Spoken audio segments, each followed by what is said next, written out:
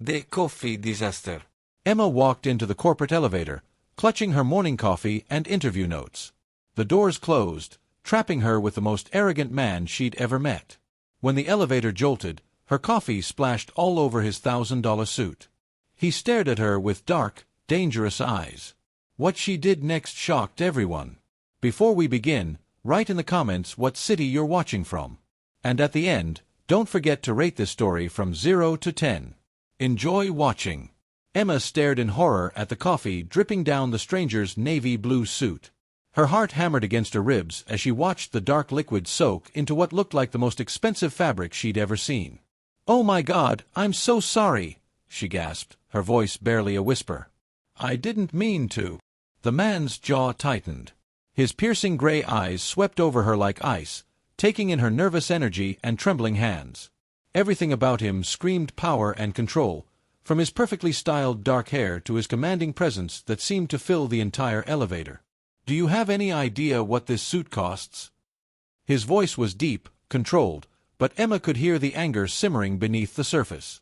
Emma's cheeks burned with embarrassment. "I can pay for the cleaning. Or replacement." Replacement. He stepped closer, and Emma caught the scent of his cologne mixed with coffee. "This is a custom Armani. Hand-tailored in Milan." The elevator lurched again, and Emma stumbled backward against the wall. Her interview folder slipped from her sweaty palm, scattering papers across the floor. Her resume, her carefully prepared notes, her dreams of landing this job, everything was literally falling apart. She dropped to her knees, frantically gathering the papers. "Please, I have an interview in 10 minutes. I can't be late. An interview." Something in his tone made her look up. Those gray eyes were studying her more carefully now. Emma felt exposed under his gaze, like he could see right through her professional facade to the scared girl underneath who'd been unemployed for 3 months. "Sterling Industries," she whispered. "Marketing position." A slow smile spread across his face, but it wasn't kind. It was the smile of a predator who'd just spotted prey. "Interesting." The elevator dinged, and the doors opened on the 15th floor. Emma scrambled to her feet, still clutching her papers. "Excuse me," she mumbled, trying to step around him. His hand shot out, blocking her path. Not touching her, but close enough that she could feel the heat from his skin. "What is your name?" "Emma." "Emma Clark." "Well, Emma Clark." He leaned closer, his voice dropping to barely above a whisper. "You should know that I don't believe in coincidences." Before Emma could ask what he meant, 2 security guards appeared in the hallway behind him. "Mr. Sterling, is everything all right?" one of them asked. Emma's blood turned to ice. "Sterling. As in Sterling Industries." As in the company she was about to interview with. "Actually," he said, never taking his eyes off Emma, "escort Miss Clark to the lobby. She won't be needing her interview today." "No, please." His voice cracked. "I need this job. I'm qualified, I swear. Look at my resume." The security guard stepped forward, but Mr. Sterling raised his hand, stopping them. "Wait." He tilted his head, studying Emma like she was a puzzle he couldn't quite solve. "You know what? I'm curious to see how this plays out." He reached into his jacket pocket and pulled out a business card. But instead of handing it to her normally, he wrote something on the back first. Emma watched his strong fingers move across the cardstock, her heart racing for reasons she didn't understand. "Here." He held the card out to her. Emma took it with shaking hands. The front was simple, elegant. Alexander Sterling, Chief Executive Officer. But when she flipped it over, her breath caught. In dark, bold handwriting, he'd written, "My penthouse. 8 p.m. Come alone." "I don't understand," Emma whispered. Alexander Sterling smiled, and this time it reached his eyes. "Consider it a different kind of interview, Miss Clark." The security guards looked confused, but they stepped aside as Alexander walked past them toward the executive offices. Just before he disappeared around the corner, he turned back. "Oh, and Emma." His voice carried easily down the hall. "Wear something that won't show coffee stains." Emma stood frozen in the elevator doorway, the business card trembling in her hand. Around her, the morning bustle of Sterling Industries continued. Phones ringing, people rushing to meetings, the normal rhythm of corporate life. But nothing felt normal anymore. Her phone buzzed. A text from her best friend Sarah. How did the interview go?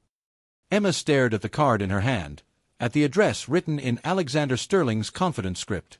She thought about her empty bank account, her overdue rent, her desperate need for employment. Then she thought about the way he'd looked at her. Like she was dangerous. Like she was interesting. Like she was worth his time. Different than expected, she typed back. The unexpected invitation. Emma sat on her tiny apartment couch, staring at Alexander Sterling's business card for the 100th time. The elegant cardstock felt heavy in her hands, like it carried the weight of a decision that could change everything. You have to be kidding me, Sarah said, pacing across the small living room. Emma, this sounds like the beginning of a very bad movie. Rich CEO, mysterious invitation, penthouse meeting. Do you want to end up chopped into little pieces? He's not a serial killer, Sarah. He's the CEO of Sterling Industries. Those aren't mutually exclusive. Sarah stopped pacing and stared at her best friend. Besides, didn't you say he was a complete jerk? Cold and intimidating. Emma's fingers traced the handwritten address on the back of the card. He was. But then, I don't know. Something changed. Yeah, he realized you might be stupid enough to show up alone at his apartment. Penthouse, Emma corrected automatically. Sarah threw her hands up. Oh, well, that makes it so much better. Emma stood and walked to her bedroom, Sarah following close behind. She opened her closet and stared at the meager selection of clothes hanging there. Most of her professional wardrobe had come from discount stores, and none of it seemed appropriate for a billionaire's penthouse. What am I supposed to wear to something like this? Emma muttered. A GPS tracker and pepper spray, Sarah replied. Emma, please tell me you're not seriously considering this. Emma pulled out a simple black dress, the nicest thing she owned. She'd bought it for her college graduation and had worn it to every important event since. Job interviews, first dates, her grandmother's funeral. I need a job, Sarah. My unemployment runs out next month. So get a job at a coffee shop. Or retail. Don't risk your life for some mysterious rich guy who probably thinks you're entertainment. Emma held the dress up to herself in the mirror. It was simple but elegant, and the black fabric would definitely hide coffee stains. Alexander's parting words echoed in her mind. What if this is my chance? Emma asked quietly. What if this is the opportunity we've been waiting for? Sarah's expression softened. She sat on the edge of Emma's bed, watching her friend's reflection in the mirror. Em, you're one of the smartest people who know. You deserve a great job. But this feels dangerous. Everything feels dangerous when you're desperate. Emma's phone buzzed. A text from an unknown number. The doorman will be expecting you. Us. Her heart skipped. He had her number, which meant he'd looked her up. Researched her. The thought was both thrilling and terrifying. That's him, isn't it? Sarah asked, seeing the look on Emma's face. Emma nodded, sliding the phone into her purse. I have to get ready. At least let me drive you. And pick you up. Invite outside. Sarah, I'm not negotiating on this. If you're determined to meet this guy, fine. But I'm your backup. 3 hours later, Emma stood outside the most luxurious building she'd ever seen. The doorman, dressed in a uniform that probably cost more than her monthly rent, smiled politely as she approached. Miss Clark, he asked. Mr. Sterling is expecting you. The elevator ride to the penthouse felt like it lasted forever. Emma's palms were sweaty, her heart racing. What was she doing? This was insane. Rich, powerful men didn't invite struggling job applicants to their homes unless they wanted something. The question was, what did Alexander Sterling want from her? The elevator opened directly into the penthouse, and Emma's breath caught. Floor-to-ceiling windows offered a stunning view of the city skyline. The furniture was modern and expensive, all clean lines and neutral colors. Fresh flowers sat on a glass coffee table, and soft jazz music played from hidden speakers. You came. Emma turned to find Alexander standing in the doorway of what looked like a kitchen. He'd changed out of his coffee-stained suit into dark jeans and a white button-down shirt with the sleeves rolled up. Somehow, this casual version of him was even more intimidating than the corporate one. "You invited me," she replied, proud that her voice didn't shake. "I did." He walked toward her, moving with the easy confidence of someone who owned everything he touched. Are you hungry? Emma blinked. "I'm sorry. Dinner." Have you eaten? She shook her head, too surprised to speak. She'd expected anger, confrontation, maybe even a lecture about ruining his suit. She hadn't expected dinner. "Good." Alexander gestured toward a dining table set for two. Candles flickered in the center, casting a warm glow over expensive china and crystal glasses. "I took the liberty of ordering from my favorite restaurant." Emma followed him to the table, her mind reeling.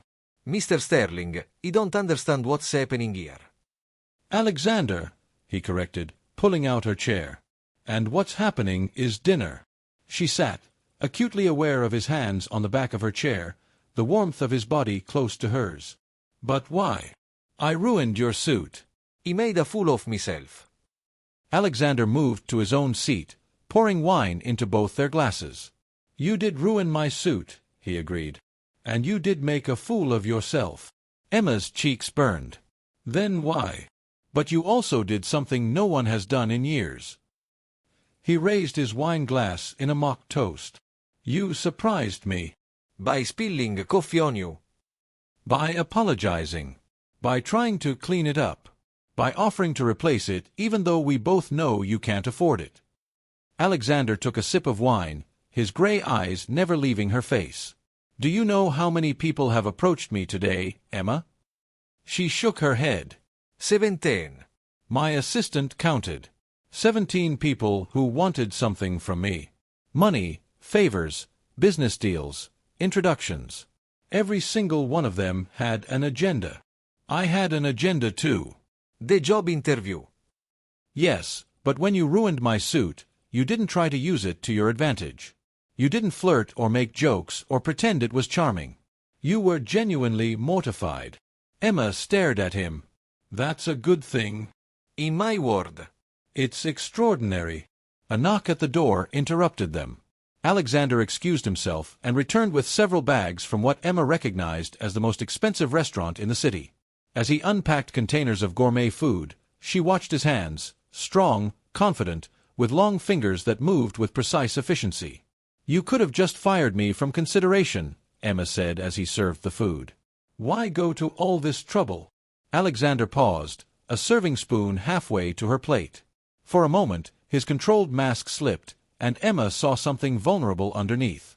"Because," he said quietly, "I've been looking for someone I can trust. And trust, in my experience, starts with genuine reactions." "So this is a job interview?" "Among other things." The dangerous proposal.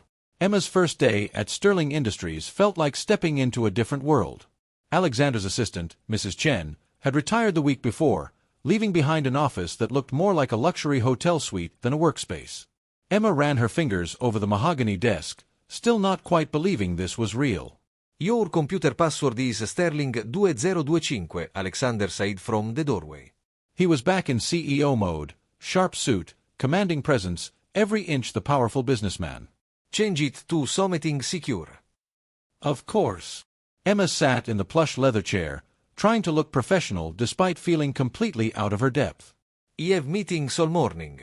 Screen all calls, reschedule anything that isn't urgent, and review these contracts for errors. He placed a stack of papers on her desk that had to be 6 inches thick. "I'll need your assessment by lunch." Emma's eyes widened. "All of these? Problem?" "No, sir. I just—" "Alexander," he corrected. "And Emma, I don't hire people who can't handle the work." The challenge in his voice sparked something competitive in Emma's chest. It won't be a problem, Alexander. He studied her for a moment, then nodded. "Good." Oh, and Emma. "Yes." Welcome to Sterling Industries. After he left, Emma stared at the contracts, overwhelmed. Then she rolled up her sleeves and got to work. By noon, She'd found 3 typos, 2 inconsistent clauses, and 1 section that contradicted itself entirely. She'd also fielded 27 phone calls, rescheduled 4 meetings, and organized Alexander's calendar for the next 2 weeks. When Alexander returned from his morning meetings, Emma had a neat report waiting on his desk. "Impressive," he said, scanning her notes. "How did you catch the contradiction in section 12? My lawyers missed it." Fresh eyes, I guess. Plus, I read everything twice. Alexander looked up from the report, something unreadable in his expression. "Have lunch with me." It wasn't really a question. Emma followed him to his private dining room, a space she hadn't even known existed. Floor-to-ceiling windows overlooked the city, and a small table was set for 2. You don't eat lunch with your assistants normally, do you? Emma asked. "What makes you think that?" Mrs. Chen's desk had microwave meal containers in the drawer. "And crumbs." Alexander laughed, a genuine sound that transformed his entire face. Jure observan. "Part of the job, right?" "Right."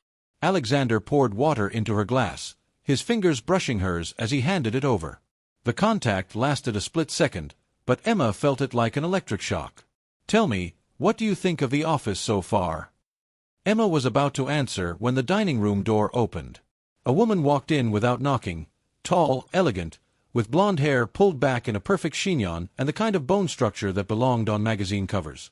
"Alexander, darling," the woman said, not even glancing at Emma. I hope you haven't forgotten about tonight. Alexander's jaw tightened almost imperceptibly. Victoria. "I wasn't expecting you." "Clearly." Victoria's ice-blue eyes finally settled on Emma, and her smile turned sharp. And you are? Emma Clark. I'm Mr. Sterling's new assistant. "How nice." Victoria's tone suggested it was anything but. "Alexander, we need to discuss the seating arrangements for the charity gala. Mother insists that the Weatherbys sit at our table, but you know how insufferable they are." "This isn't the time, Victoria." When is the time, darling? "You've been avoiding my calls all week."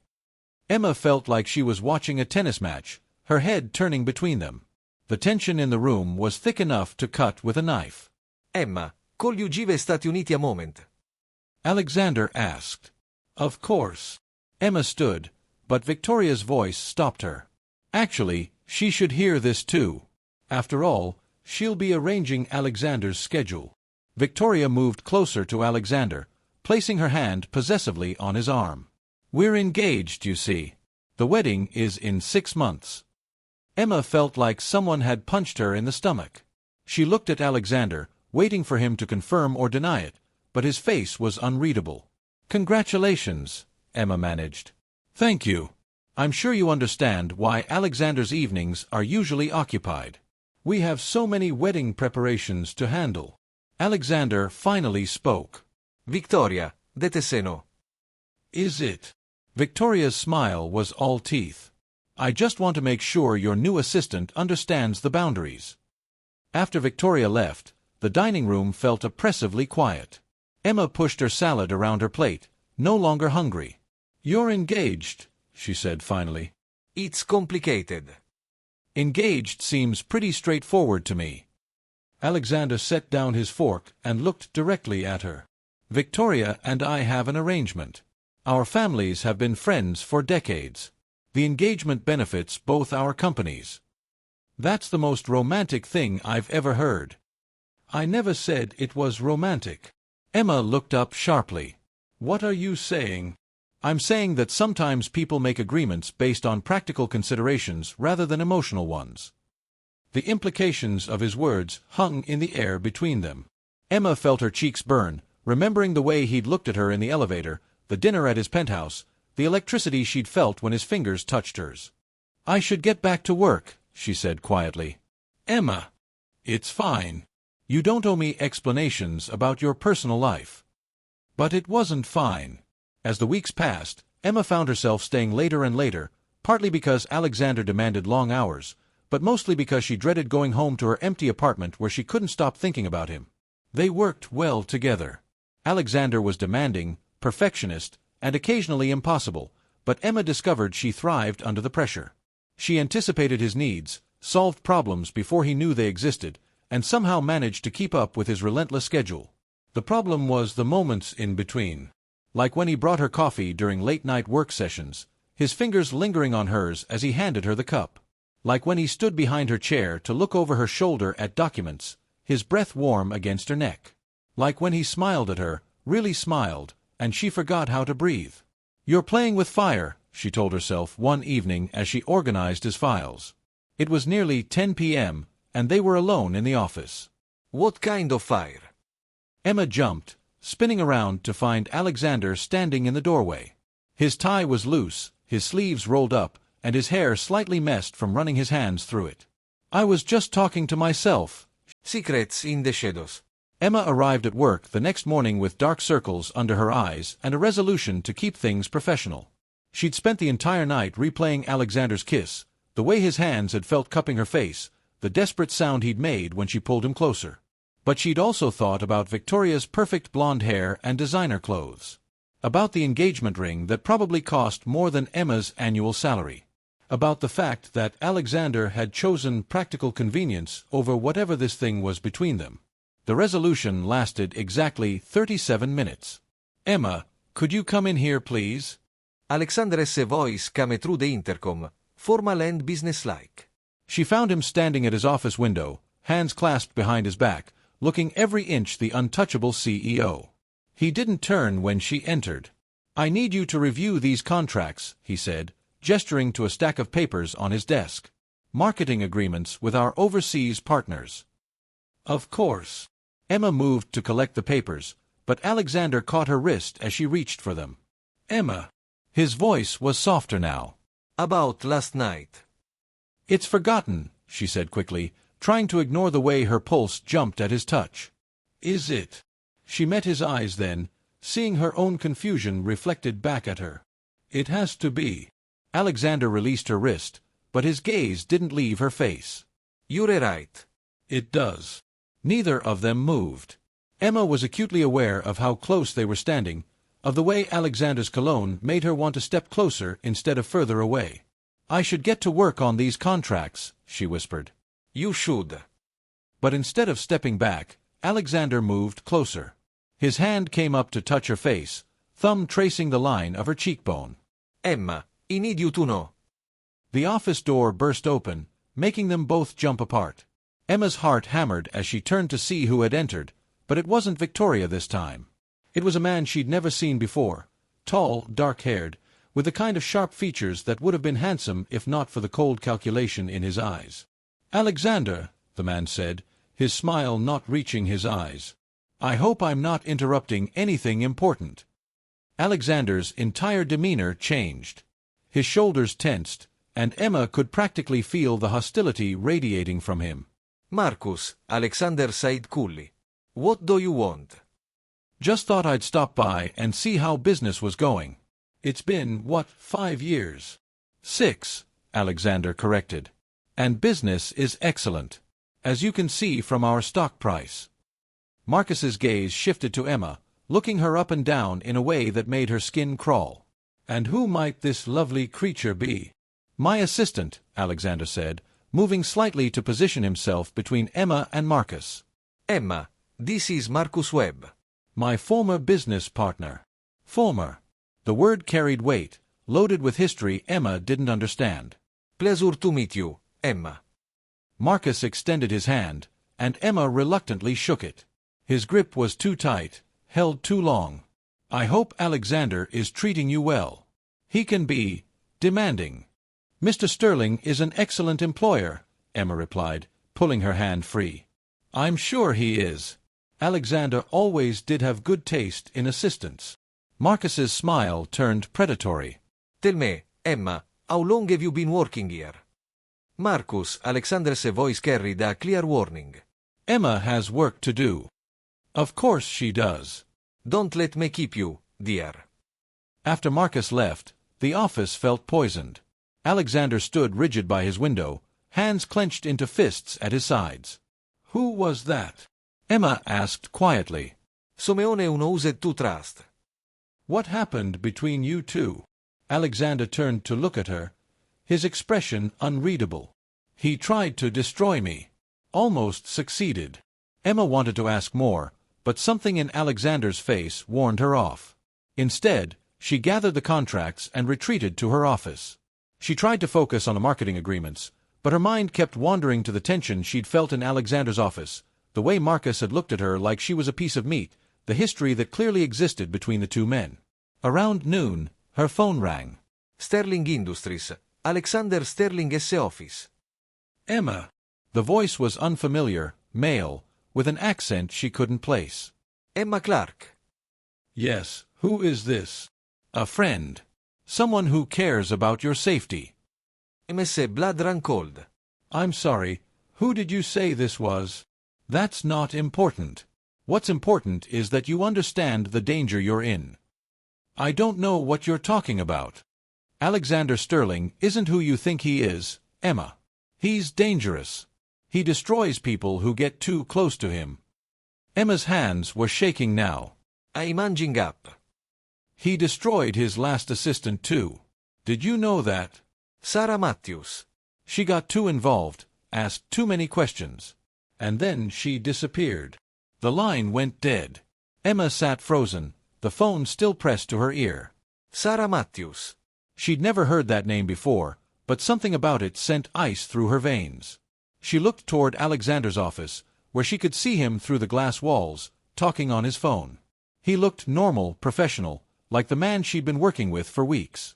But what did she really know about him? Emma opened her computer and, feeling guilty but unable to stop herself, searched for Sarah Matthews Sterling Industries. The results made her stomach drop. Sarah Matthews had indeed worked as Alexander's assistant 3 years ago. According to the few news articles Emma could find, Sarah had quit suddenly and moved out of the city. No forwarding address. No contact information. No trace of her anywhere. Emma's hands trembled as she read an old business journal article that mentioned Sarah's abrupt departure from Sterling Industries and speculation about personal reasons for her leaving. The article was dated 6 months before Alexander's engagement to Victoria was announced. Emma slammed her laptop shut, her mind racing. Was she being paranoid? The anonymous caller could be anyone, a competitor, a disgruntled employee, someone with a grudge against Alexander. But the timing bothered her. Marcus Webb's unexpected visit, followed immediately by a threatening phone call about Alexander's dangerous past. Emma! Alexander's voice made her jump. He was standing in her doorway, concern creasing his features. Are you all right? You look pale. Emma forced a smile. I'm fine. Just tired. Alexander moved closer, studying her face. Are you sure? You seem upset. For a moment, Emma wanted to tell him everything. About the phone call, about Marcus, about the past catches fire. Emma arrived at work the next morning to find Alexander waiting in her office, sitting in her chair with his arms crossed and an expression that could have frozen hell. Your phone was off, he said without preamble. I needed sleep. Emma set her purse down, acutely aware that he was studying every move she made. I called 6 times. I know. I saw the missed calls this morning. Alexander stood, moving around the desk until he was close enough that Emma could see the exhaustion in his eyes. Emma, what is going on? And don't tell me you retired. Something changed yesterday after Marcus left. Emma met his gaze, remembering the conversation she'd overheard.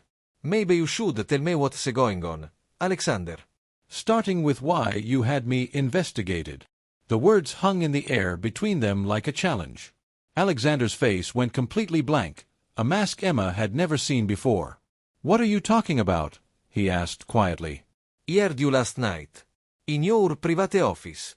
Talking about background checks and security and having me watched. Alexander closed his eyes briefly. When he opened them, the mask was gone, replaced by something that looked like resignation. How much did you hear? Enough. Emma crossed her arms. Were you planning to tell me? Or was I supposed to just accept being followed around by your security team? It's not what you think. Really? Because it sounds like you think I'm some kind of threat. Alexander ran a hand through his hair, suddenly looking older than his 34 years. Sit down, Emma. Please. I dirater stand. Fine. Alexander moved to the window, staring out at the city. 6 years ago, Marcus Webb was my business partner and best friend. We built our first company together, worked 20-hour days, shared everything. Emma waited, sensing there was more. We were successful. Very successful. But success makes people greedy, and Marcus started making decisions without consulting me. Cutting corners, breaking contracts, lying to investors. What did you do? I confronted him. Told him we needed to change direction or I'd leave. Alexander's voice was bitter. He laughed. Said I was too soft, too ethical for real business. So you left. I tried to. But Marcus had been preparing for that possibility. He'd been moving money, falsifying records, setting up accounts in my name. Alexander turned from the window. When I tried to leave, he framed me for embezzlement. It's a Brett coat. What? $2 million, missing from client accounts. All the evidence pointed to me. Bank records, signed documents, electronic transfers, all of it looked completely legitimate. But you didn't do it. No, I didn't. But I couldn't prove that. Marcus was very thorough. Alexander's jaw tightened. He lost everything. The company, my reputation, my savings fighting the legal battles. I was lucky to avoid prison.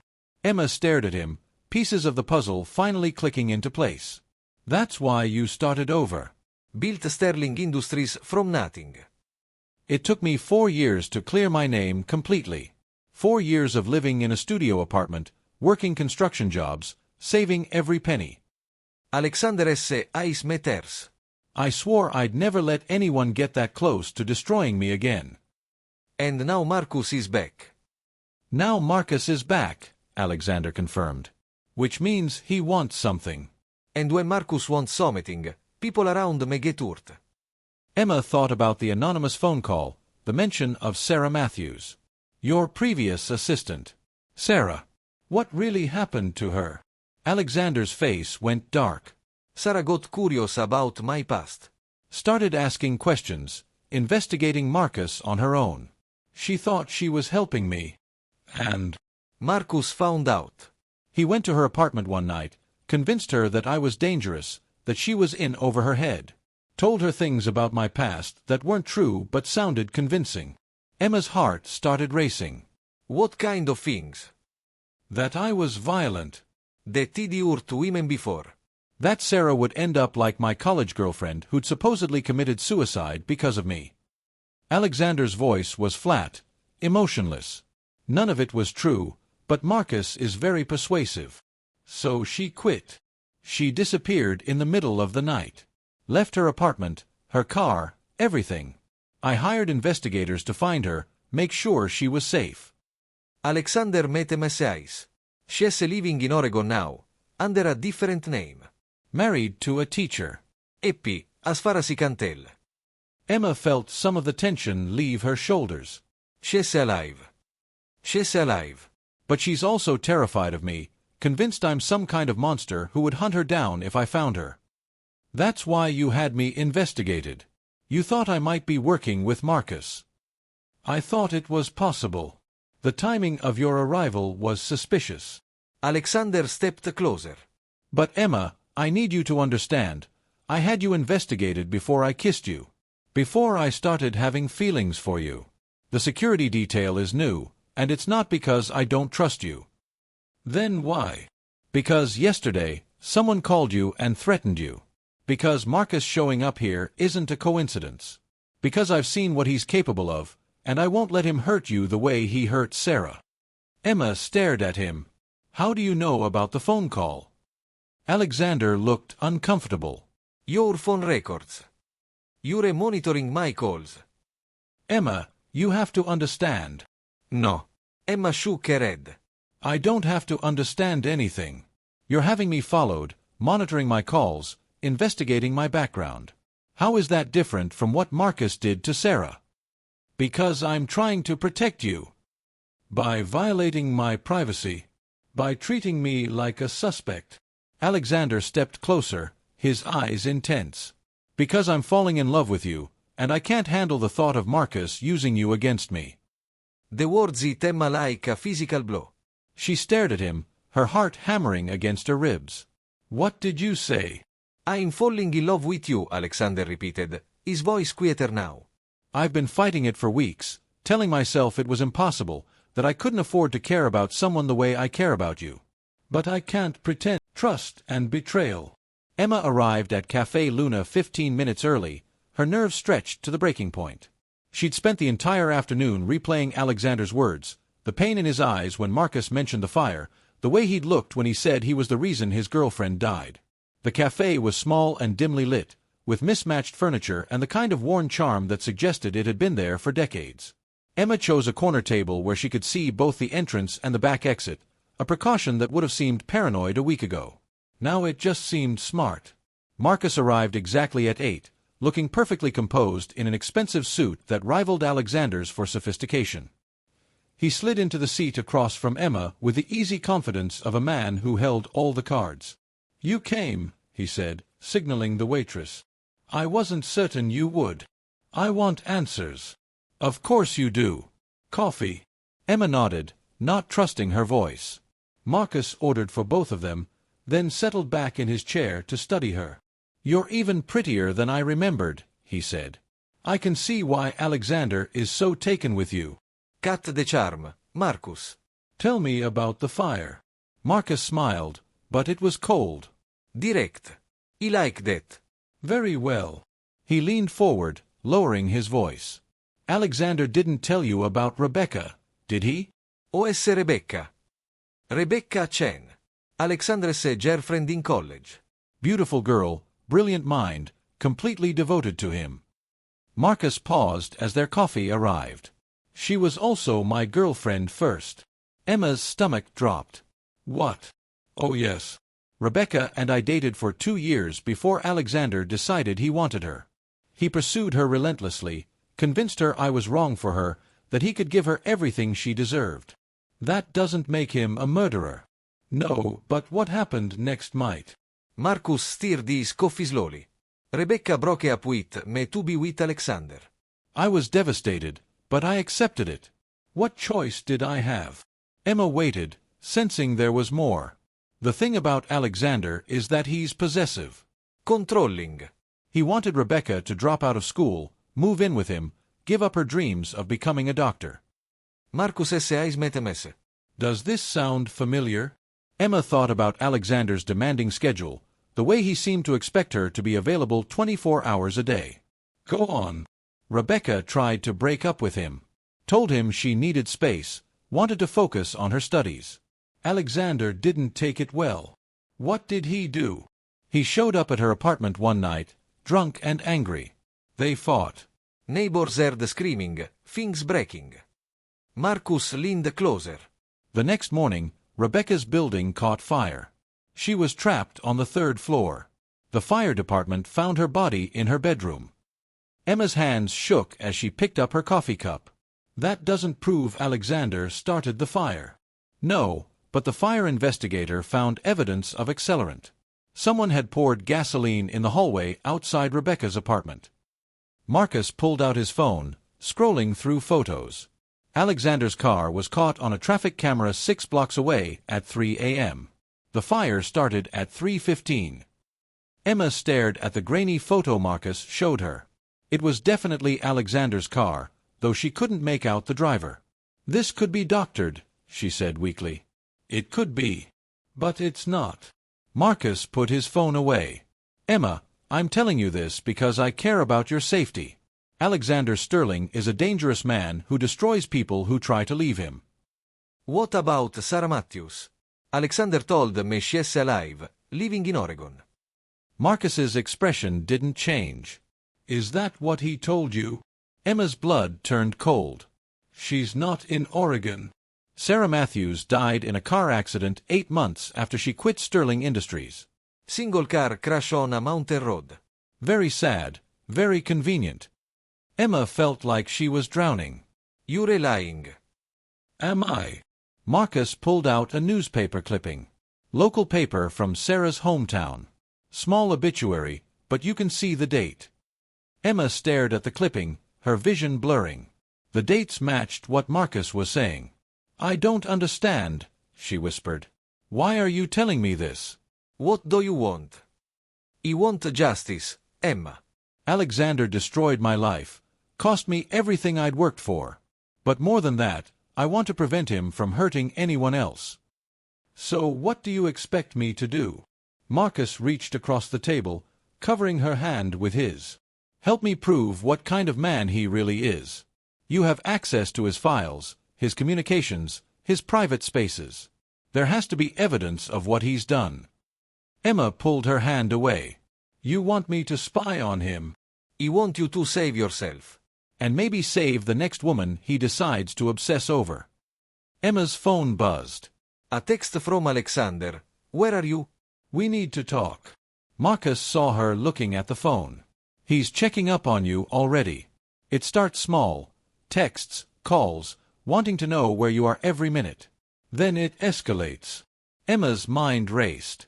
Alexander had admitted to having her investigated, to monitoring her calls, to having security follow her. The pattern Marcus described wasn't entirely wrong. But the man who'd kissed her, who'd looked at her like she was precious, who'd admitted he was falling in love with her, that couldn't be the same man who'd killed Rebecca and Sarah. Could it? I need proof, Emma said finally. Real proof, not just your word against his. Marcus nodded approvingly. Smart girl. What kind of proof would convince you? I don't know. Something concrete. Something that can't be faked or misinterpreted. There's a safe in Alexander's private office. Behind the painting of the New York skyline. If there's evidence of what he's done, it would be there. Emma stared at him. How do you know about a safe in Alexander's office? I helped him design that office 6 years ago, back when we were partners. Before he tried to destroy me. Emma's phone buzzed again. Another text from Alexander. Emma, please. Don't do anything dangerous. We can work this out. The fact that he somehow knew she was in danger, or that he was worried she might be, sent chills down Emma's spine. Was he having her followed even now? I have to go, Emma said, standing abruptly. Think about what I've told you, Marcus called after her. And Emma, be careful. Alexander doesn't like it when people betray him. Emma walked on through the dark streets, her mind churning. Every shadow seemed threatening, every footstep behind her suspicious. By the time she reached her apartment building, she was convinced someone was following her. But when she turned to look, the street was empty. Inside her apartment, Emma poured herself a glass of wine and tried to think rationally. Marcus's story had holes. Why would Alexander tell her Sarah was alive if she was really dead? That was too easy to verify. And the timing of Marcus's return, right when she and Alexander were getting closer, felt suspicious. But the photos, the newspaper clipping, the details about the fire... The ultimate. Emma spent the next day at work pretending everything was normal while her nerves stretched to the breaking point. Alexander had outlined his plan that morning. She would call Marcus, tell him she was ready to help, and arrange to meet him at Sterling Industries that evening to access the safe. What Marcus didn't know was that Alexander would be watching everything, recording every word, waiting for Marcus to reveal his true nature. Are you sure about this? Emma asked for the 10th time as she and Alexander reviewed the plan in his office. I'm sure about protecting you, Alexander replied, adjusting the tiny recording device hidden in Emma's necklace. The rest we'll handle as it comes. Emma touched the delicate silver chain, still amazed at how advanced the technology was. What if something goes wrong? Then he'd be there in 30 seconds. Alexander's hands stilled on her shoulders. Emma, if at any point you feel unsafe, if Marcus does or says anything that scares you, you get out. Immediately. The evidence isn't worth your life. Emma nodded, trying to calm her racing heart. What exactly is in that safe? Alexander's expression darkened. Documentation of every suspicious death connected to Marcus over the past 10 years. Bank records showing payments to known arsonists. Photos he kept as trophies. Alexander's voice was grim. Marcus is a serial killer, Emma. Rebecca and Sarah weren't his only victims. Emma's blood ran cold. How long have you known? I've suspected for years, but I could never prove it. Marcus is too smart, too careful. But he's also arrogant. He kept evidence because he thought no one would ever be able to touch him. And you think he'll confess tonight? I think he'll try to convince you that I'm the killer, and in doing so, he'll reveal things only the real killer would know. Alexander cupped her face gently. Emma, you don't have to do this. We can find another way. Emma covered his hands with hers. No. This ends tonight. At 7 o'clock, Emma made the call. Marcus. It's Emma. I've been thinking about what you said. I was hoping you would. Have you made a decision? Emma looked at Alexander, who nodded encouragingly. I want to see what's in the safe. Tonight. Excellent. I'll meet you at Sterling Industries at 9. The security guard on duty is an old friend of mine. He'll let us in. Emma's stomach dropped. You have Someone inside Sterling Industries. Oh, my dear girl. I have people everywhere. After Marcus hung up, Emma stared at Alexander. He has someone on the security team. I know. I've known for months. Alexander's smile was cold. Why do you think he goes tonight? Peterson is off duty.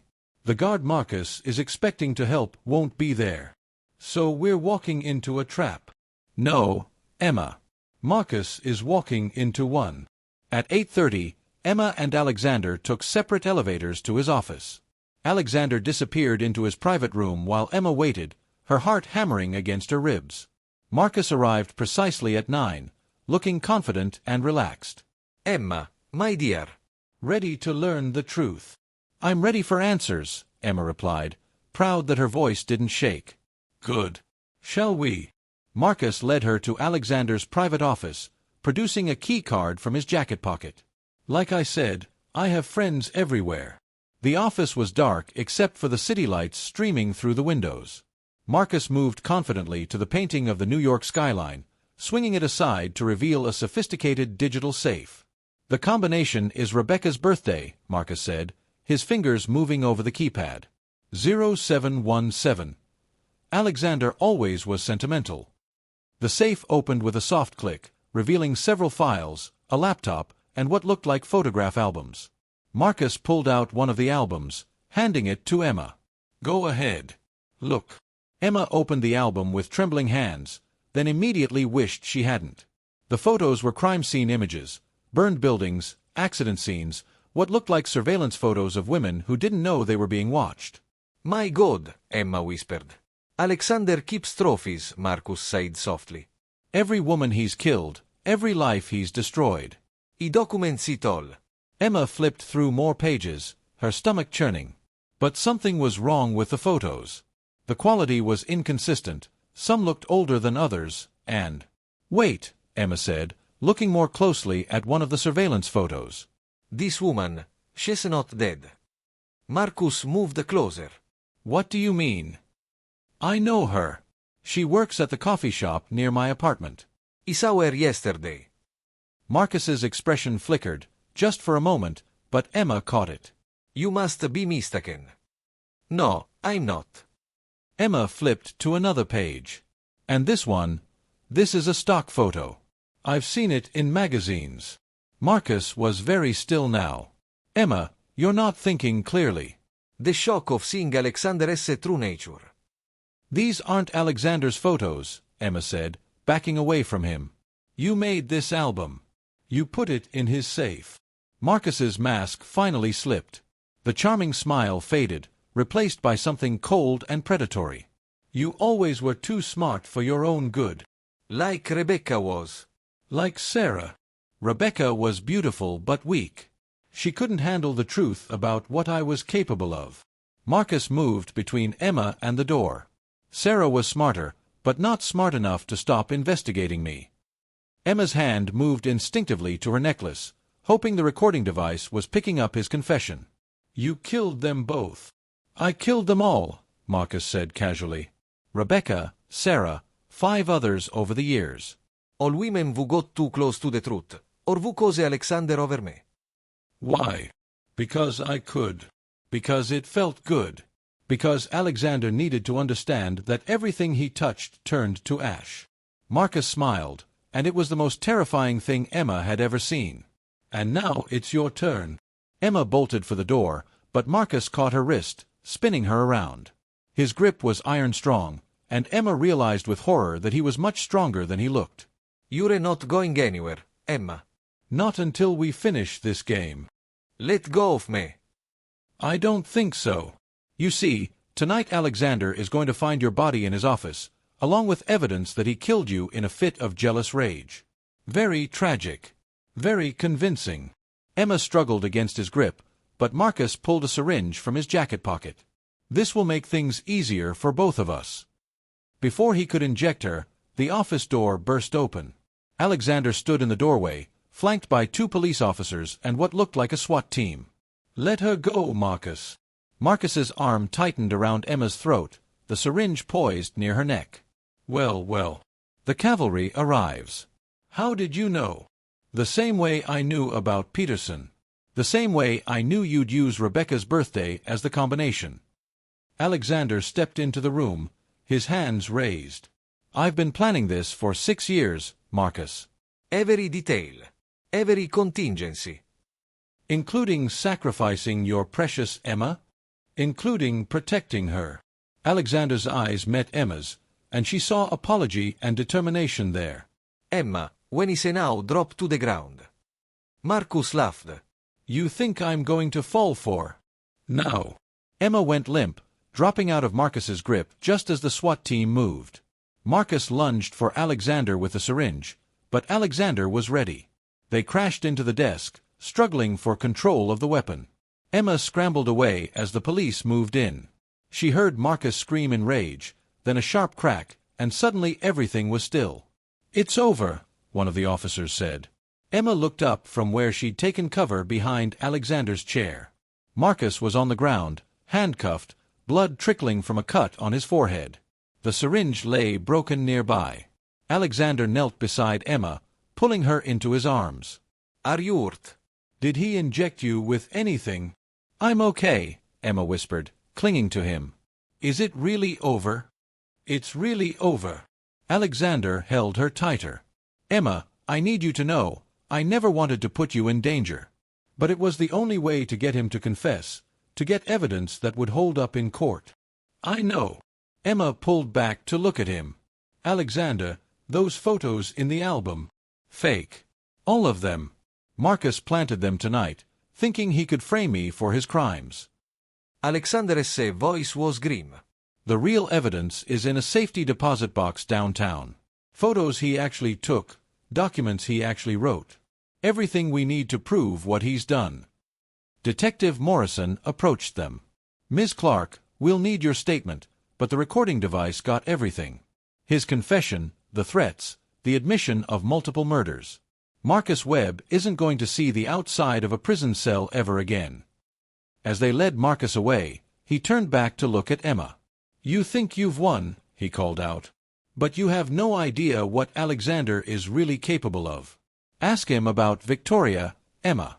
Ask him about the engagement that was supposed to protect "You from me." Emma felt Alexander tense beside her. "What is he talking about?"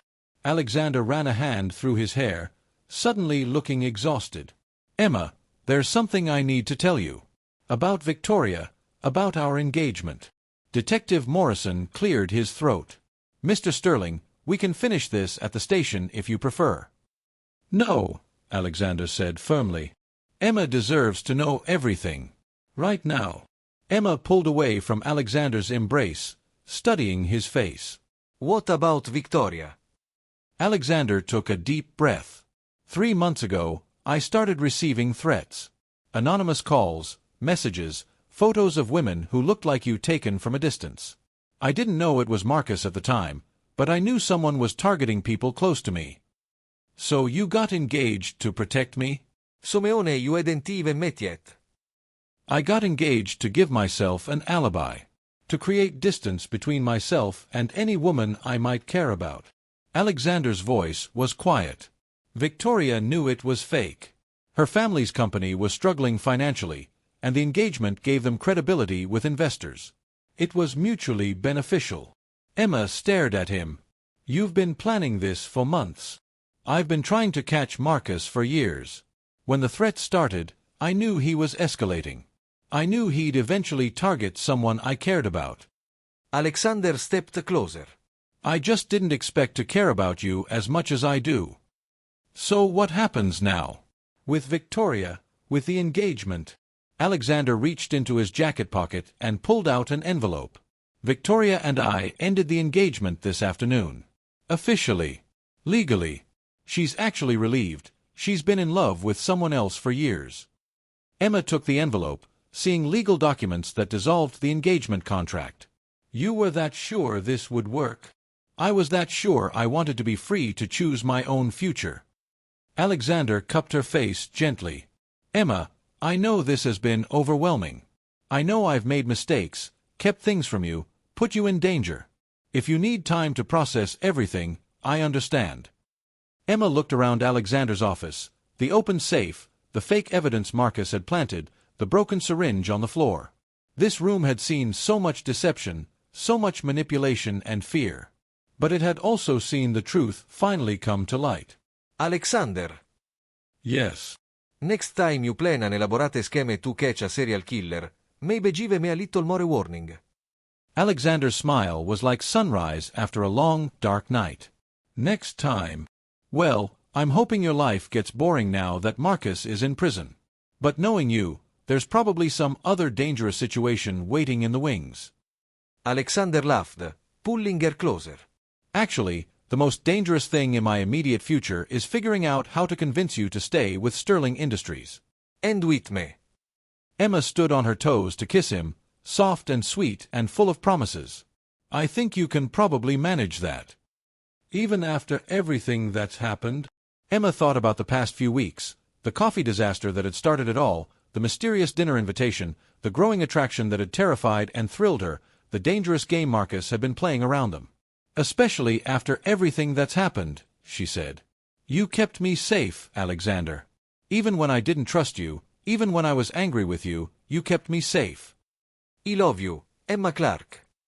I love you too, Alexander Sterling.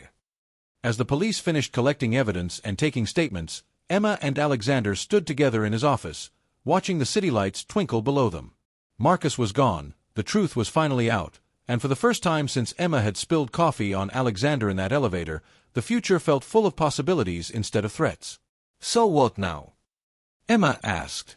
Now we go home. We get some sleep.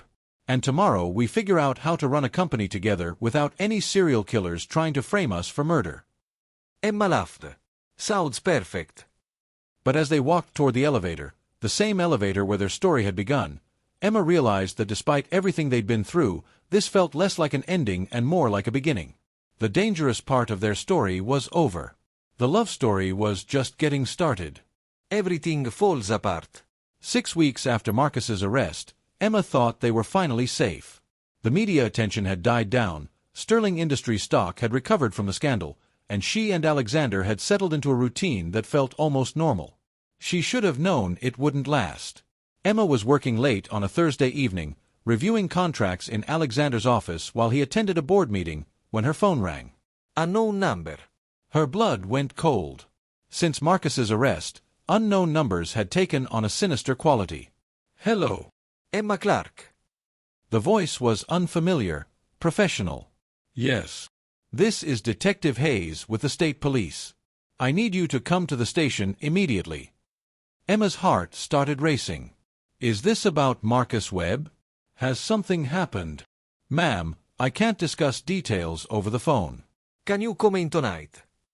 Emma looked around Alexander's empty office, unease settling in her stomach. Can uno bring Mr. Sterling? There was a pause. Actually, ma'am, this concerns Mr. Sterling. It would be better if you came alone. After Detective Hayes hung up, Emma sat frozen in Alexander's chair, her mind racing. What could the police want with her that involved Alexander but couldn't include him? She tried calling Alexander, but his phone went straight to voicemail. The board meeting was probably running long. Emma grabbed her purse and headed for the elevator, telling herself she was overreacting. Maybe they needed additional testimony about Marcus. Maybe there were loose ends to tie up. But as she drove to the police station, A cold dread settled in her chest. Detective Hayes was a serious woman in her 40s with sharp eyes and a no-nonsense attitude. She led Emma into a small interview room that smelled like stale coffee and industrial disinfectant. "Thank you for coming in, Ms. Clark." This is unusual. "What's this about?" Detective Hayes opened a thick file folder. "We've been investigating some inconsistencies in the Marcus Webb case. Things that don't quite add up." Emma's mouth went dry. "What kind of inconsistencies?" "For starters, the evidence that convicted Webb. The photos, the documents, the bank records, they were all in a safety deposit box registered to Alexander Sterling." "Alexander told me about that. He said he'd been gathering evidence against Marcus for years." "That's what he told us too. The problem is, according to bank records, that safety deposit box was opened only 3 weeks before Webb's arrest." Emma stared at the detective. That is impossible. "We thought so too." So we dug deeper. Detective Hayes pulled out a photograph. "This is a security camera image from the bank, showing Alexander Sterling accessing the box the day before Webb's arrest." Emma looked at the photo, her heart sinking. It was definitely Alexander, and the timestamp clearly showed he'd been at the bank the day before they'd trapped Marcus. "I don't understand what you're suggesting." "We're suggesting that Alexander Sterling planted evidence to frame Marcus Webb for murders he didn't commit." Emma's word tilted. "That's insane." Marcus confessed. "I heard him confess to killing Rebecca and Sarah and 5 other women." "Ms. Clark, there never was a Rebecca Chen. We've searched every university database, every death certificate, every fire report from the time period Sterling mentioned." Rebecca Chen doesn't exist. Emma felt like she was drowning. What about Sarah Matthews? "Sarah Matthews is alive and well, living in Oregon under her married name, just like Sterling told you. She confirmed that she left Sterling Industries of her own free will and has never been contacted by Marcus Webb." Emma's hands shook as she processed this information. "But the confession." "Marcus Webb has a history of mental illness, including episodes of false memory and confabulation. Our psychiatrist believes he was manipulated into believing he'd committed crimes that never happened." Detective Hayes leaned forward. "Ms. Clark, we think Alexander Sterling used Marcus Webb's mental condition to create an elaborate frame-up. And we think he used you to do it." Emma shook her head violently. No. "No, that's not possible. I was there. I heard Marcus threaten me, saw him try to inject me with something. A mild sedative. Harmless. And according to our analysis of the recording device you wore, certain portions of the conversation appear to have been edited in real time." Emma's necklace felt heavy around her throat. "Edited how?" "Someone with sophisticated audio equipment could have altered Marcus's responses, made it sound like he was confessing to crimes when he was actually just confused and disoriented." Emma stood abruptly, pacing to the small window. This is insane. Why would Alexander frame Marcus? What would be the point? Marcus Webb owns 40% of a technology company that Sterling Industries has been trying to acquire for 2 years. With Webb in prison, his shares revert to a trust that Sterling controls. Emma's blood turned to ice. "How much is the company worth?" $800 million. Emma sat down heavily. $800 million. Enough to justify an elaborate con game. Enough to justify manipulating a mentally ill man and a desperate woman into helping frame an innocent person. But this was Alexander. The man who'd protected her, who'd said he loved her, who'd promised her honesty and trust. "I need to see Alexander," Emma said quietly. "Ms. Clark, I have to advise you that Alexander Sterling is currently a person of interest in this investigation.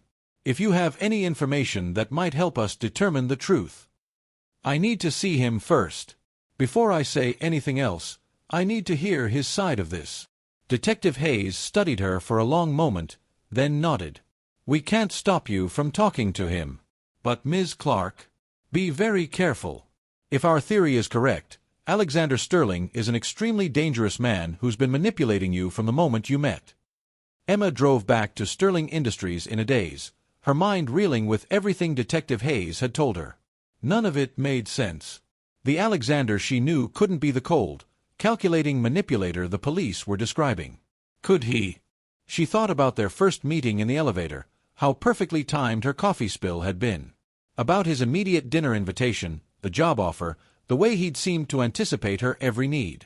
About how he'd known Marcus would return, had seemed almost to be expecting it.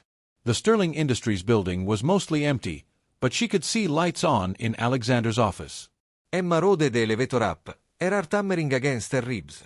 Alexander was at his desk when she entered, still in his suit from the board meeting but with his tie loosened and his sleeves rolled up. He looked up when she came in, and his face immediately transformed with concern. Emma, you look pale. What is wrong? For a moment, looking at his worried expression, Emma almost convinced herself that Detective Hayes was wrong. This was Alexander, who brought her coffee during late-night work sessions, who'd held her when she was scared, who'd told her he loved her. "I just came from the police station," she said quietly. Alexander went very still. "What did they want?" "They think you framed Marcus. They think Rebecca Chen never existed, that you manipulated Marcus into confessing to crimes that were never committed." Alexander closed his eyes briefly. When he opened them, his expression was unreadable. What do you think, Emma? The question caught her off guard. I think I need you to tell me the truth. All of it. No more games, no more manipulation, no more lies. Alexander stood slowly, moving around his desk toward her. The truth is complicated. Then uncomplicate it. Alexander stopped a few feet away from her, close enough that she could see the exhaustion in his eyes. Marcus Webb is mentally ill, Emma. He has been for years. Paranoid delusions, false memories, episodes where he can't distinguish between reality and fantasy. His heart sank. So the police are right. The police are partially right. Yes, I used Marcus's condition. Yes, I manipulated him into believing he'd committed crimes he didn't commit. Yes, I planted evidence to make sure he'd be convicted. Emma felt like someone had punched her in the stomach. Alexander. But Emma, you have to understand, Marcus is dangerous. Maybe he didn't kill Rebecca Chen or Sarah Matthews, but he's hurt people. Women. He's been stalking and threatening and terrorizing them for years, but he's too smart to leave evidence, too charming to be believed when his victims report him. So you decided to play judge and jury? I decided to stop him the only way I could. Alexander stepped closer. Emma, 3 months ago, Marcus started fixating on you. Following you, taking pictures, learning your routine. The threats I received weren't about hurting people close to me, they were specifically about hurting you. Emma shook her head. How could he fixate on me 3 months ago? I didn't even know you existed. Alexander's expression was pained. Because I'd been watching you, Emma. 4 months. I saw you at the coffee shops, at the job interviews, walking through the city. And Marcus saw me watching you. Emma felt the world tilt around her. You'd been stalking me? I'd been protecting you. From Marcus. He'd escalated from following random women to targeting specific ones, and you fit his pattern perfectly. Young, brunette, ambitious, alone. Emma backed toward the door, her mind reeling. So you what? Orchestrated our meeting in the elevator? Made sure I spilled coffee on you? I made sure you got the job interview. The coffee was an accident, but I used it. Alexander's voice was quiet, defeated. Emma, everything I've done has been to protect you from Marcus and to stop him from hurting other women. By lying to me. By manipulating me. By using me as bait in some elaborate con game. By saving your life. Alexander's composure finally cracked. Emma, if I hadn't intervened, Marcus would have killed you. Just like he killed the others. What others? You just admitted Rebecca Chen never existed. Rebecca Chen didn't exist, but Rebecca Martinez did. And Lisa Chang. And Jennifer Walsh. 3 women who died in accidents after rejecting Marcus's advances. All ruled accidental deaths because Marcus is smart enough not to leave evidence. Emma stared at him. Do the police know about these women? The police can't prove Marcus killed them because there's no Fighting for love. Emma spent 3 days in her apartment, ignoring calls from Alexander, Detective Hayes, and even Sarah, who'd seen the news coverage about the Sterling Industries scandal. The media had gotten hold of the story somehow. CEO frames rival in elaborate murder scheme, and Emma's face was plastered across every news channel as the unknowing accomplice. On the fourth day, Sarah showed up with groceries and determination. "Okay, enough," Sarah said, letting herself in with Emma's spare key. You can't eat forever. Emma looked up from her couch, where she'd been living in pajamas and surviving on takeout containers. "Watch me." Emma, you look terrible. I feel terrible. "I helped frame an innocent man for murder, Sarah. I fell in love with someone who's apparently a criminal mastermind. How am I supposed to feel?" Sarah sat down beside her, studying her best friend's face. "Do you really think Marcus Webb is innocent?" Emma had been asking herself the same question for days. I don't know. Alexander says Marcus killed other women, but he doesn't have proof. And even if Marcus is guilty of something, that doesn't make what Alexander did right. What does your gut tell you? Emma closed her eyes, remembering the way Marcus had looked at her that night in the cafe, the cold calculation in his eyes, the way he'd grabbed her in Alexander's office. "My gut says Marcus is dangerous. But my brain says that doesn't matter if Alexander manufactured evidence to convict him." Sarah was quiet for a moment. What if there was a way to find out the truth? The real truth, not Alexander's version or the police version.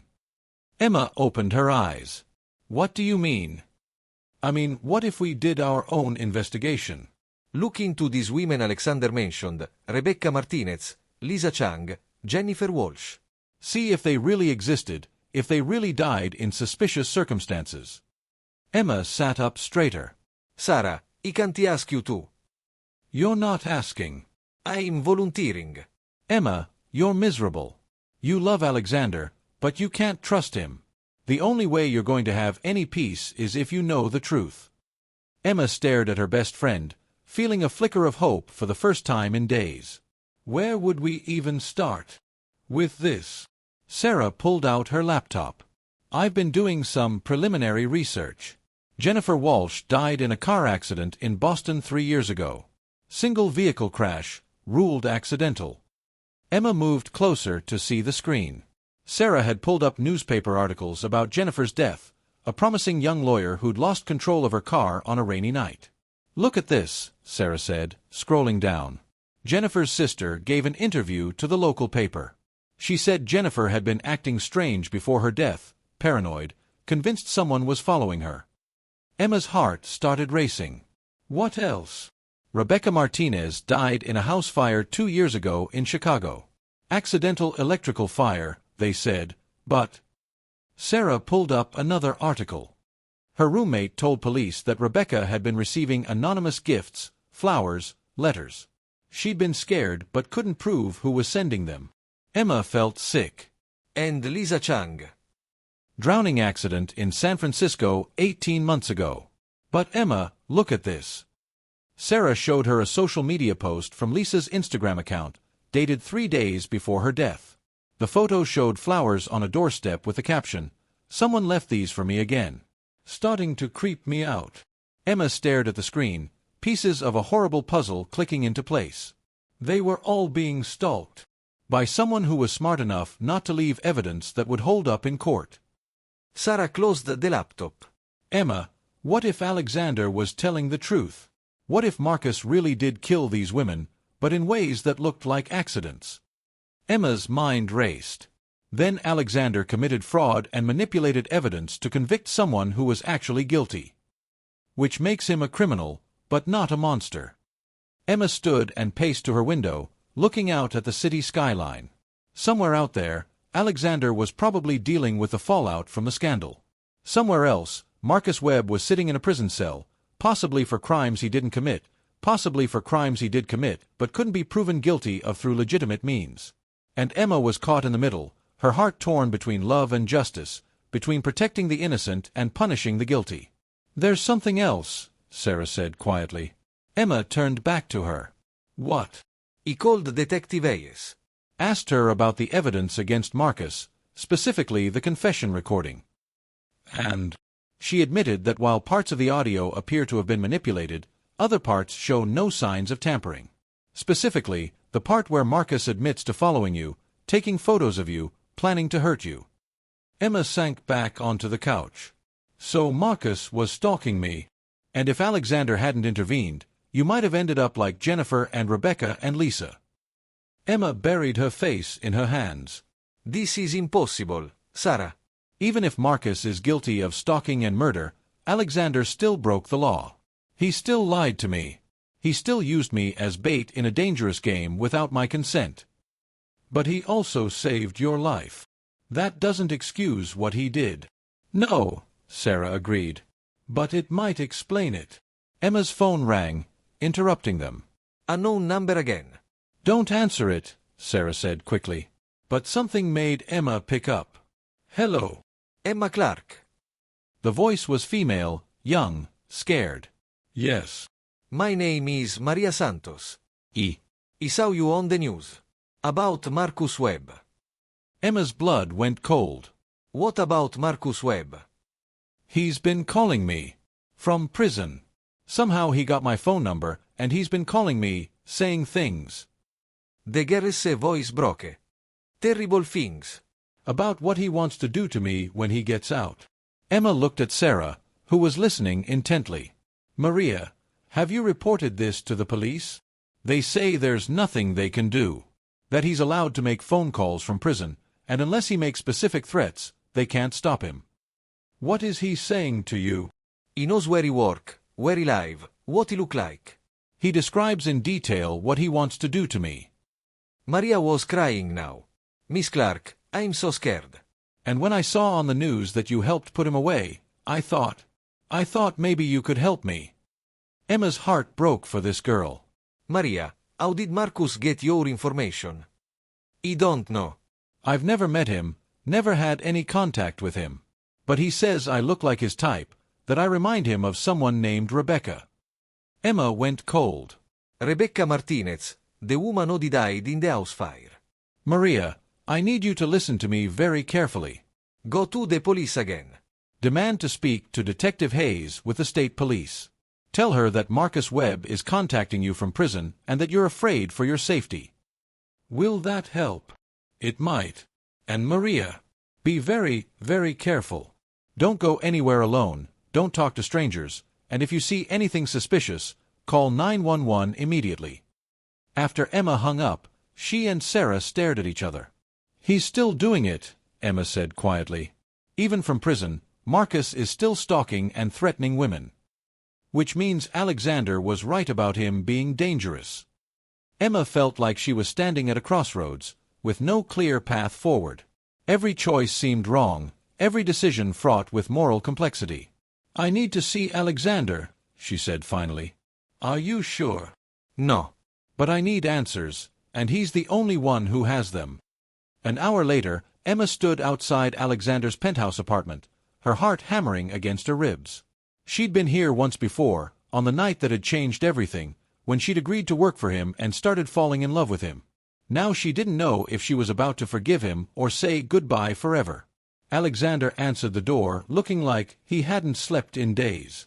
His hair was disheveled, his eyes were red-rimmed, and he was wearing jeans and a t-shirt instead of his usual perfect suits. Emma. His voice was hoarse. You came. We need to talk. Alexander stepped aside, letting her into the apartment.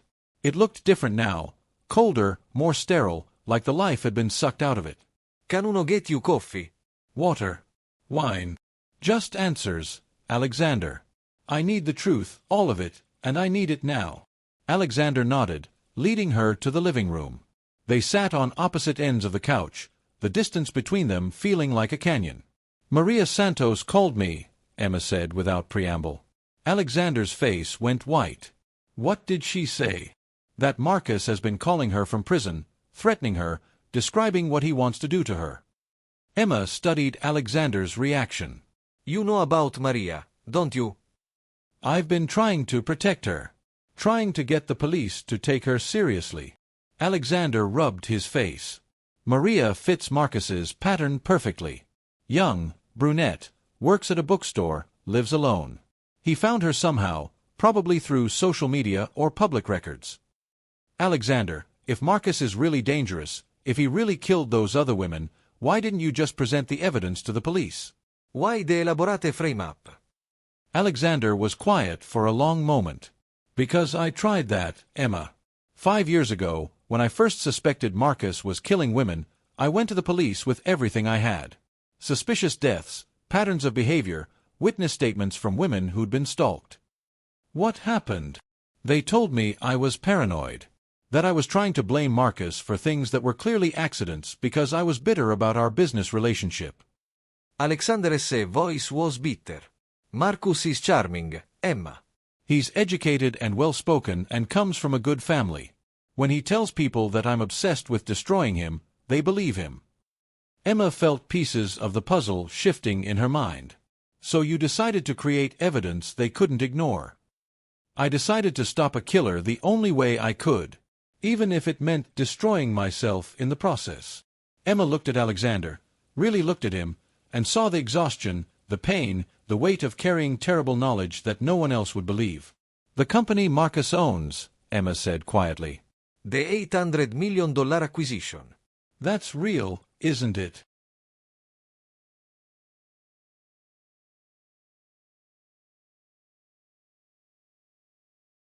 Alexander nodded.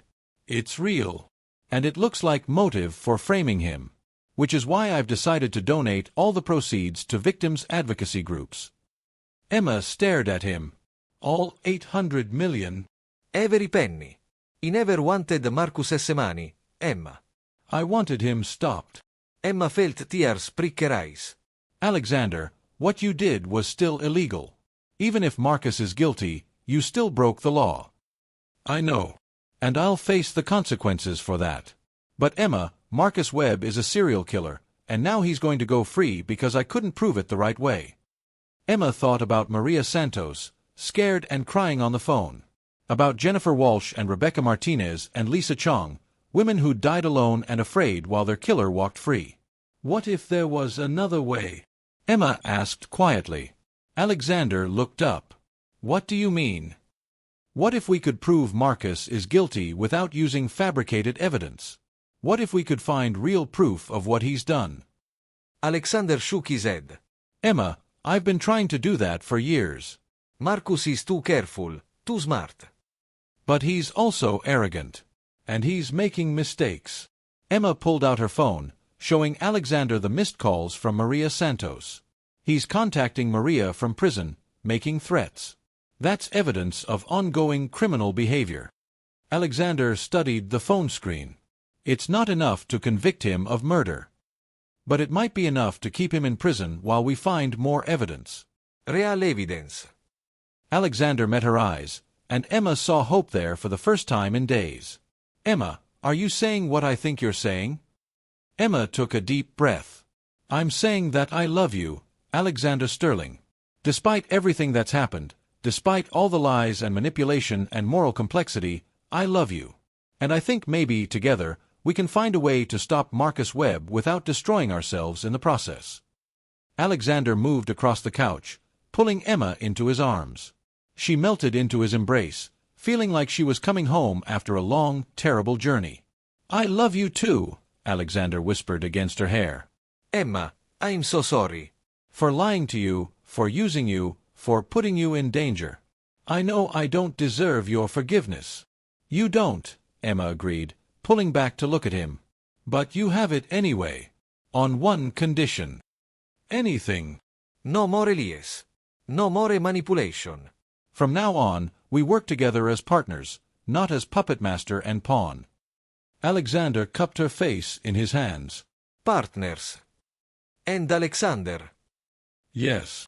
When this is over, when Marcus is stopped for real, we're going to have a very long conversation about trust and honesty and what it means to protect someone without violating their autonomy.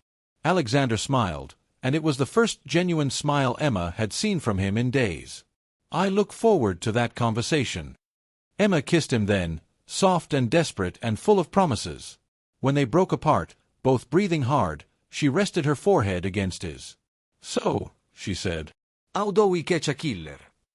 Alexander's smile turned predatory. Very carefully.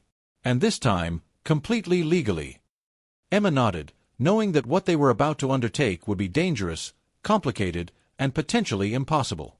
But for the first time since this whole nightmare began, she felt like they had a real chance of getting justice, for Marcus's victims, for Maria Santos, and for themselves. The fight for love and justice was just beginning. But this time, they'd face it together. The New Beginning. 6 months later, Emma stood in the same elevator where her story with Alexander had begun, but everything was different now. She was wearing a simple white dress instead of interview clothes, carrying a bouquet of white roses instead of a resume, and her heart was racing with anticipation instead of nerves. The elevator doors opened on the executive floor of Sterling Industries, but instead of the usual corporate bustle, the space had been transformed. White flowers adorned every surface, chairs were arranged in neat rows facing the floor-to-ceiling windows, and soft music played from hidden speakers. "Ready?" Sarah asked, adjusting Emma's veil. Emma took a deep breath. "More than ready." The past 6 months had been a whirlwind of investigations, court hearings, and painstaking detective work. True to his word, Alexander had worked with Emma as a full partner in building a legitimate case against Marcus Webb. They'd started with Maria Santos, helping her document Marcus's threatening phone calls and connecting her with other women who'd been contacted by Marcus from prison. The pattern of behavior was undeniable. Marcus was continuing to stalk and threaten women even while incarcerated. That evidence had been enough to extend Marcus's imprisonment while the investigation continued. And during that investigation, Emma and Alexander had uncovered something Marcus had never expected them to find: a storage unit registered under one of his aliases, filled with trophies from his victims. Photos, jewelry, personal items belonging to Jennifer Walsh, Rebecca Martinez, Lisa Chong, and 4 other women whose deaths had been ruled accidental. There were also detailed journals documenting Marcus's obsession with each victim, his methods of stalking them, and his plans for their deaths. It was everything they needed to prove Marcus was a serial killer, real evidence, obtained legally, that would hold up in any court. Marcus had been convicted on 7 counts of first-degree murder and sentenced to life in prison without possibility of parole. The women he'd killed finally had justice, and the women he'd been targeting were finally safe. Alexander had still faced charges for evidence tampering and fraud, but given his cooperation with the investigation and the fact that his actions had ultimately led to catching a serial killer, he'd received 2 years of probation and community service. More importantly, he'd kept his word about the $800 million. Every penny from Marcus's company had been donated to victims' advocacy groups and organizations that helped women escape dangerous situations. Emma. Alexander's voice came through the intercom system. "I know you're supposed to wait for the music, but I'm getting impatient up here." Emma laughed, her nervousness melting away. Some things about Alexander would never change. He was still demanding, still impatient, still used to getting what he wanted when he wanted it. But other things had changed completely. He'd learned to trust her judgment, to include her in decisions, to see her as an equal partner in both business and life. Sterling Industries was now officially Sterling Clark Industries, with Emma as co-CEO. "Let's do this," Emma said to Sarah. As the wedding march began to play, Emma walked down the aisle between their friends and family, a small group of people who truly mattered to them. Alexander's parents, whom Emma had grown to love despite their initial skepticism about their son marrying his former assistant. Emma's parents, who had finally accepted that their daughter had found something extraordinary. Sarah, who served as maid of honor, and Detective Hayes, who had become an unexpected friend during the long investigation. But Emma only had eyes for Alexander, who stood at the end of the aisle wearing a perfectly tailored black suit and the most radiant smile she'd ever seen. He looked like a man who had everything he'd ever dreamed of, and when their eyes met, Emma felt that familiar electric spark that had been there from the very beginning. "You look beautiful," Alexander whispered as she reached him. "You clean up pretty well yourself," Emma replied, taking his offered hand. The ceremony was simple but perfect. They'd written their own vows, promising not just to love each other, but to trust each other, to work together as partners, to face whatever challenges came their way with honesty and courage. When Alexander slipped the ring onto Emma's finger, a simple platinum band that complemented the vintage engagement ring he'd given her 3 months earlier, Emma felt like her heart might burst with happiness.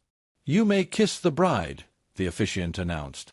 Alexander cupped Emma's face in his hands, his thumb tracing her cheekbone in the gesture that had become so familiar, so treasured. "I love you, Mrs. Sterling Clark," he whispered. "I love you too, Mr. Sterling Clark," Emma replied. Their kiss was soft and sweet and full of promises for the future. When they broke apart, their small group of family and friends erupted in applause and cheers. As they walked back down the aisle together, Emma caught sight of the city skyline through the windows. It was the same view she'd admired on her first day working for Alexander, but now it looked different, full of possibility instead of intimidation, promising adventure instead of challenges too big to handle. The reception was held in Alexander's penthouse, the same space where Emma had first realized she was falling in love with him. But like everything else, it had been transformed. The sterile elegance was gone, replaced by warmth and personality. Photos of their friends and family, books from Emma's collection mixed with Alexander's, artwork they'd chosen together. It looked like a home now. It looked like their home. "So," Sarah said, raising her champagne glass for the toast. "When Emma first told me she'd spilled coffee on a billionaire CEO, I thought she'd finally lost her mind. When she told me he'd invited her to dinner, I was convinced she was about to be murdered." Laughter rippled through the small crowd. "And when she told me she was falling in love with him, I thought she was definitely going to get her heart broken." Sarah's expression grew serious. "What I didn't expect was to watch two people fight so hard for each other, for justice, for what's right. Emma and Alexander, you've been through more in 18 months than most couples face in a lifetime. You've proven that love isn't just about the easy moments. It's about choosing each other even when things get complicated, even when the right choice isn't clear, even when the whole world seems to be against you." Sarah raised her glass higher. "To Emma and Alexander, may your future be full of much less drama and much more happiness." "Hear, hear!" everyone chorused, raising their glasses. Later, when the guests had gone home and Emma and Alexander were alone in their transformed penthouse, they stood together on the balcony looking out at the city lights. "So," Alexander said, wrapping his arms around Emma from behind, "how does it feel to be married to a reformed manipulator?" Emma leaned back against his chest. "Pretty good, actually. How does it feel to be married to someone who helped you catch a serial killer?" "Like I'm the luckiest man alive." Emma turned in his arms, studying his face in the soft light from the city. "Alexander, can I ask you something?" "Anything." "Do you ever regret the way we met, the lies, the complicated beginning?" Alexander was quiet for a moment, considering the question seriously. "I regret lying to you. "I regret putting you in danger." I regret not trusting you and not to tell you the truth from the beginning."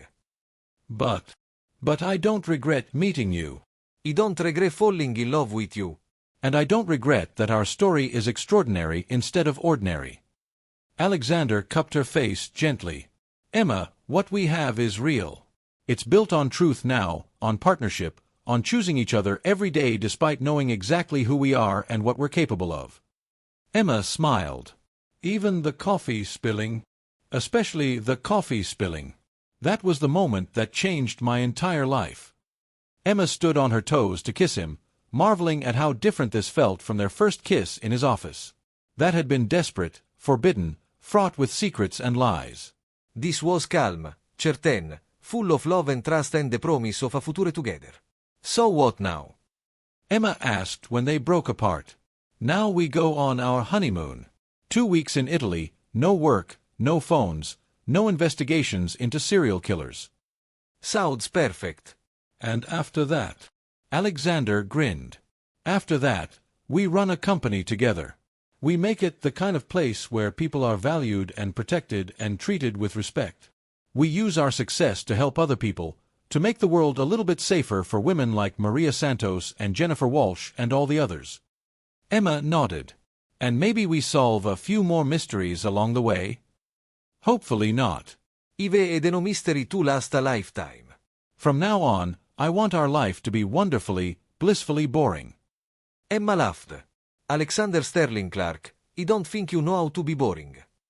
"Then maybe you can teach me." Emma smiled, looking out at the city one more time. Somewhere out there, Marcus Webb was serving life in prison for his crimes. Somewhere else, Maria Santos was safe and starting a new chapter of her life. And here, in this penthouse that had once been a symbol of cold corporate success, Emma had found love, partnership, and a future she'd never dared to dream of. "I love you, Alexander," she whispered. "I love you too, Emma." Forever and always, through coffee spills and conspiracy theories and whatever comes next.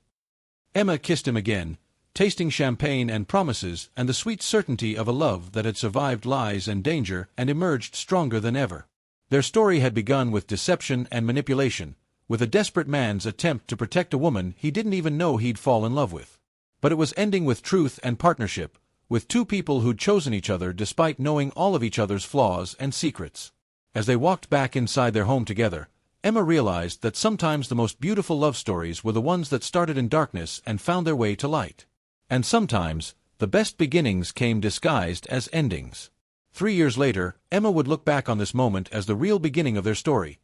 Not the coffee spill that had brought them together, but the choice to build something real and lasting and honest from the ashes of everything that had come before. But tonight, she was content to simply be Mrs. Emma Sterling Clark, married to the man who'd saved her life in more ways than one, ready to face whatever adventures tomorrow might bring. Together. Don't forget to rate this story and subscribe if you want more love stories like this one.